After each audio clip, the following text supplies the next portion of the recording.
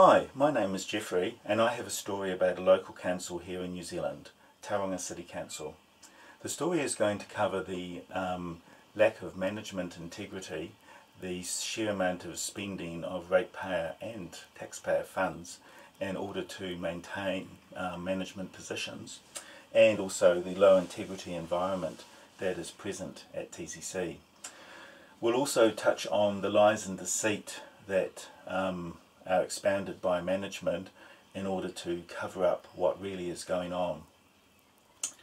Now this particular story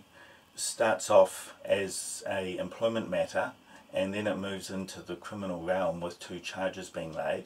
but really both the employment matter and the criminal charges really revolve around what's called BOPLASS, which is the Bay of Plenty Local Authority Shared Services. In this particular case, the BOPLASS stands for essentially shared services being provided by what is 9 councils. So it is a voluntary initiative similar to what happened in Auckland with the super city amalgamation. But the difference here is that whereas that super city amalgamation was forced on Auckland through central government, this is a voluntary initiative that has occurred in the Bay of Plenty. Now, most councils are looking at some degree of shared services, and this partly comes about from the fact that, say, some property developments can actually cross across 2 different council boundaries, and so there's sort of a need to liaise there, but also it's really in terms of better community outcomes whereby each council isn't reinventing the wheel, so to speak, and devising its own solution, unique solution to what is a common set of typical problems that councils have to solve in order to function. Now, the disclosure that is provided in this video is unique in the sense that I don't believe previously in the context of councils we've actually had a situation where both an employment investigation and a criminal investigation have actually occurred in parallel. Because this has actually happened in this particular case, we have a wealth of information that was disclosed through the Criminal Disclosure Act, and that gives us an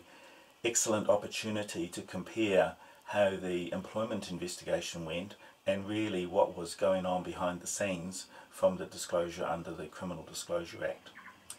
Now,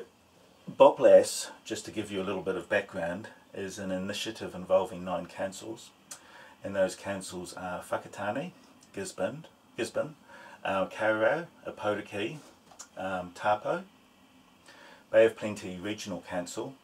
Rotorua, Western Bay of Plenty District Council, and Tauranga. So 9 councils all up. So I need to give you some background as to what is actually my relationship with Tauranga City Council. Tauranga City Council is the 5th largest council in New Zealand, and in August 1996 I was appointed in the IT department to basically do network and OS support. I moved over from Hamilton, where I was based, in order to take up the position, and the main challenge which I had before me was that there were a number of issues across a few systems which had been really going on for years, and various consultants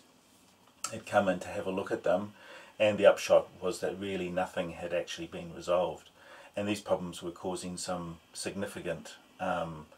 drain on the IT department, because essentially firefighting was the norm and there was a real limitation in terms of doing new work. Now, over the course of probably about 1 year, I gradually worked my way through this array of problems that had been long term, and one by one these various problems fell by the wayside. In the process, given that the issues were across a range of areas at TCC, I also got a very good chance to see quite a large amount of the operation at TCC, and that was quite satisfying to actually have reached that point in terms of my career. Now, shortly after this work, I was asked to go up to the HR department for a meeting, and nothing bad, I was told, just book a time. So I went up there and met with the HR staff, and the gist of what actually they wanted to communicate to me was that they had engaged an external company to survey both internal and external parties, and as a result of that they had a list of the top 10 staff at TCC, and essentially I was one of them. So as a result of that, I was given some adjustments to my salary, and there was also a change in terms of the type of work I did. I basically moved into more complex areas of problem solving. Now this situation continued until about 2006, when the group manager at the time, which is the manager 2 above me, asked if I would get involved in BOPLASS.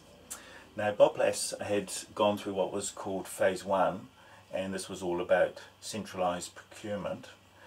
So an example of that would be that typically every 3 years aerial photos are flown and taken for the whole of the city,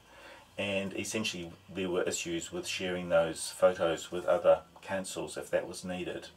and in some cases additional licence fees had to be paid. So things like BOPLASS would actually do the aerial photos for a number of the councils, and then of course the photos were easily able to be shared amongst those councils, along with some possible cost savings as well. Now Phase 1 had been going for a little while, and essentially the reason that the group manager approached me was that Phase 2 was going to kick off, which was the shared services part of it. Shared services were really looking at any development that a council needed to do, whether it was in the GIS area, Geographic Information System, or in terms of any other outward facing services that a council provided to their community, looking at putting resources together so that both better solutions could be made and essentially just the wheel invented once. And it also of course meant that for some of the smaller councils like Garry and Poole, there would perhaps be access to resources and solutions which they wouldn't be able to afford by themselves. So anyway, I was asked to get involved in this, and I was quite happy to take on the challenge. Now the first thing that needed to happen was that we needed to get some high-speed connectivity between the various councils, and this was done through BOPLASS through a combination of 2 types of fibre system, fibre through FX networks, and also fibre through what was called TMN, Tauranga Metro Network, which was the fibre that Tauranga City Council had laid, and that had mainly been done by one other staff member and myself, and had been laid around a reasonable part of the city in terms of trying to connect up some of the infrastructure cheaply and at high speed back to the main council. Now the situation with this work after that had been completed was that a number of councils then needed to undertake various changes to firewalls and other networking which was present on their site in order for the whole of the BOPLASS initiative to really start getting off the ground. So for some councils, they didn't necessarily either have the IT staff at the time or with the skills to make these relevant changes, and so what happened is that I essentially was given access to those networks in order to make those changes. That access was such that essentially I was now a network admin across multiple councils in order to help protect other councils' information, memorandums of understanding and other similar documents, including confidentiality documents, were essentially used in order to make sure that each council still maintained control over the information which essentially related to them. So that work proceeded, and a large part of making BOPLASS work really came down to developing trust with these other councils, because it would be very easy for the initiative to essentially fall over on the basis that this was some form of takeover rather than cooperative sharing scheme. So I would be quite truthful in terms of other councils and what benefits and costs there would be to them in terms of all the BOPLASS work. And as a result of that, in some cases, some councils asked if I could assist them with some of their own projects, which in the context of BOPLASS, while we weren't necessarily doing that at this stage, that occurred in order to help foster a sharing type relationship. So this meant that my access in terms of network access actually extended even further than what would perhaps be needed just for BOPLASS alone, and various assistance was given to other councils. Now ultimately, in terms of shared services, we actually ended up with some geographic information systems being developed which provided a common solution to multiple councils. And along the way there, given that people were travelling in cars to BOPLASS meetings, I was also involved in putting in place a centralised video conferencing system. So this basically meant that people could video conference and not have to drive to the venue in order to have the various BOPLASS meetings. So those were a couple of the things which I was involved in. Now in 2012 we had Ken Patterson as the CEO, and in approximately July 2012 he ended up dying over the course of the weekend. He was partly involved in making some salary savings at Tauranga City Council, and as a result of that process being partway through, and I guess the councillors wanting to continue with their target of 2.7 million in staff savings, one Leigh Auton was engaged as an interim CEO. So the idea here was that Leigh Auton would carry out the unpleasant work of making the 2.7 million of staff savings. He would depart and essentially leave a clean slate for the new CEO when they arrived. So in order to make those staff savings, Leigh Auton, along with the consultants at the time, basically targeted primarily management positions, and I guess this was done from my point of view in that by targeting management positions, essentially the savings could be realised as quickly as possible. The end result of this was that all the management positions above me, right up to the CEO, essentially were emptied of the existing incumbent. And then of course we had a situation where Leigh Auton was then going to depart and make way for a new CEO. Now out of all of the restructuring that occurred at this time with Leigh Auton, you'll see some articles in the Bay of Plenty Times and other related papers like Sun Live pointing out some of the grief that was occurring in terms of these sorts of extensive changes. The only person that I'm aware of who reapplied for essentially their old position was Christine Jones, but in all other cases the staff member went, and Christine Jones had nothing to do with IT anyway, so that didn't affect me. Now Leigh Auton departs and essentially Garry Poole turns up. So what we actually have now is Leigh Auton has set up what I would call a headless chicken scenario, whereby there really is, in terms of the coalface now, just 3 workers left working on BOPLASS, myself included, and all the management is now going to be brand new. Now there was quite a bit of chaos after the restructuring work that Leigh Auton did, and as a result of that, the group manager who sits below the CEO would normally be appointed and then appoint the IT manager, but because of the delays that had been incurred with the Leigh Auton restructuring, essentially this was running behind time. So what ended up happening is that both the IT manager and the group manager were appointed at the same time, and the end result of that was that on the 10th of July 2013 the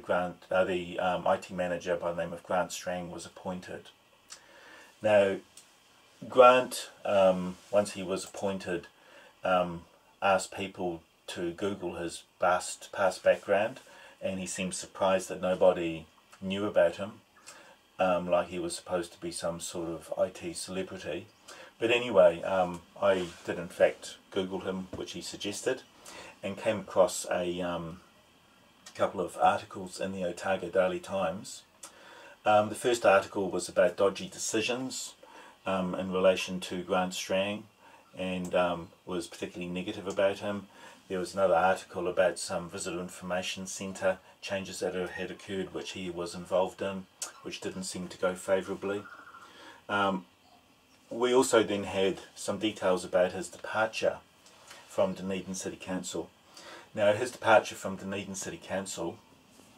occurred at the same time as another group manager departed by the name of Graham Hall. In the article in the Otago Daily Times, Graham Hall explained he was going off to Regional Council, and the council thanked him for his years of service that he had provided, and it was all very positive. However, in the case of Grant Strang, there was little mentioned other than the fact that there was a confidentiality agreement and that a redundancy of $167,000 was to be paid to Grant Strang. No other pleasantries were mentioned, like was the case with Graham Hall, and what then appears to have occurred is that Grant Strang has moved around the New Zealand Racing Board and also another entity called TTS, which were doing basically school IT upgrades, and both of which appeared to be based in Wellington. So lots of travel, presumably from Dunedin, to take up those positions. And so at this point, based on what I had discovered, things didn't look particularly rosy. Now within 1 month of Grant's employment, a number of issues had arisen, and those issues really came to a head when I was doing Tuesday night maintenance. Now Tuesday nights were the night for doing any IT work after hours, and typically I would be there on a Tuesday night, maybe with other staff, depending on what was going on. And on the Tuesday nights, the maintenance would typically start about 6 o'clock. So what would typically happen is, given that the maintenance would go on for quite some time, late into the evening, I'd normally head off about 5 and get some Indian food, just from down in the Strand there, and then have that and then head back and start on the maintenance. Now, on this particular Tuesday, after heading down to get some Indian food, when I came back to the landing for the first floor, before I'd even gone through the smoke stop doors, I could hear some yelling, and on going through the doors I could hear that the yelling was coming from down at Grant Strang's office. So there was a lot of yelling for me to be able to hear that through the smoke stop doors. And as I walked down the corridor, I had two paths I could take, one which would interrupt the conversation and one longer one which would lead me to the other side of his office, where I normally sat, and enable me to not interrupt what was going on. So I took the longer path and proceeded to sit down and eat my Indian food. Now what I overheard was an extremely heated discussion between Grant Strang and the group manager in charge of IT at the time, which was Jaine Lovell-Gadd. Jaine Lovell-Gadd was the group manager in charge of organisational services, so essentially she was looking after the various what we would call internal departments that aren't external facing towards the members of the community, and of course IT was one of those. Now I've never heard a discussion like what was occurring on this particular evening, and the conversation basically, as far as I can recall, really touched on three main topics. First was that Grant was causing some workplace problems which could lead to personal grievances for a couple of staff members, and essentially he was being told to get back in line. The second thing which was discussed was him operating outside of his approved scope for his position and needing to basically pull his head back in again. And then the third thing was that he was not working cohesively with other teams, and there was obviously negative feedback coming from areas outside of IT. So that conversation pretty much went on for about 20-25 minutes, and I sat there eating my Indian food, hearing the whole lot of it. And it certainly, given the volume level, wasn't particularly hard to hear the whole of that conversation. Now, after this, hearing this conversation, without asking anybody, I then had some other staff approach me and say that they had overheard similar conversations involving Jaine Lovell-Gadd and Grant Strang, and that they had found it quite embarrassing to have been within earshot of it. We also had, during August to November approximately 2013, a number of cultural workshops looking at what was needed to improve the workplace, and the leaders who were running these workshops had mentioned, a couple of them had mentioned to me that Grant Strang's name had come up across the whole of the organisation in these workshops as being somebody who was very negative and divisive, and had resulted in extremely poor dealings with other staff in the council. So effectively was the exact antithesis of what the cultural survey was trying to achieve, which was improved harmony. I know that in at least one case that feedback was forwarded back to Jaine Lovell-Gadd, who was overseeing these workshops at the time, and I'm sure that other staff who were heading these workplace discussions or workshops also provided similar feedback. So there must have been pretty well close to a tsunami of information about Grant Strang heading further up the food chain towards the CEO Garry Poole, along with the various management along the way. I was also aware that some distraught staff had moved into other areas of the council in order to get away from Grant Strang, and in my travels around the council I was getting stopped, particularly on the way to the cafe, and being asked some questions which I sort of found myself getting involved in hearing, which really only further supported what I knew. And these sort of things I would get in terms of general conversation with other staff were things like, who employed that fuckhead? What planet has he come from? He comes to meetings but is clueless. Are others having this problem? He is the most negative and divisive person I have come across, and he's unable to follow on from one meeting to the next in any cohesive way. I also had other staff mention that they had made complaints to Jaine Lovell-Gadd about Grant Strang, as she was the manager above him, and it would appear to me at this point that Jaine Lovell-Gadd had become fed up with the whole workplace environment, and essentially were just forwarding these complaints direct to Grant to be dealt with. And of course staff who were making complaints were finding that this was unacceptable, because the reason they had come to Jaine Lovell-Gadd is because they had felt uncomfortable going to Grant Strang directly to address any of these concerns. So as a result of all of this going on, the workshops, the disengagement of 25 staff in the IT department from Grant Strang, the increasing use of contractors everywhere by Grant Strang, the feedback from other staff and other departments direct to me, and what